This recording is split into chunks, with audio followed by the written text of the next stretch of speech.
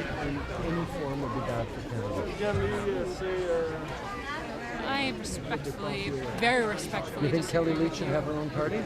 I think that's a different conversation. No, it's not. I No, it's wanna not. be Because before- no, that's not. It's not at all.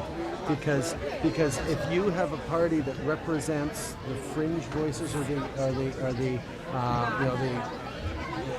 periphery of our perspectives, and they hold 10, 15, 20 seats in the House, they end up holding the balance of power. The strength of our democracy is we have to pull people together into big parties that have all the diversity of Canada, and we learn to get along. You don't learn to amplify small voices, you learn to listen to all voices, and that's why we have a system that works so well.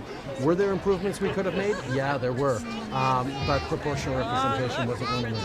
You know, the one thing that really mattered to me in that conversation, and I really understand your perspective, and I appreciate your commitment to it, and yet I care about voting not strategically. I care about voting for the person that I want to vote for. But that's where a ranked ballot that actually lets you to rank your choices responds to that without bringing it together. I understand that too. For me, it's electoral reform that matters, and I feel like Well, right no, now but you can't that's say been shut electoral down. reform without putting forward a specific idea, and the fact that the NDP were absolutely locked into proportional representation, no matter what, at any cost, meant that there was no give and take possible on that. You know, so I had to say, you know what, we've got bigger things to focus on. But there's lots of ways we can improve our democracy, which is why we're strengthening cybersecurity for elections.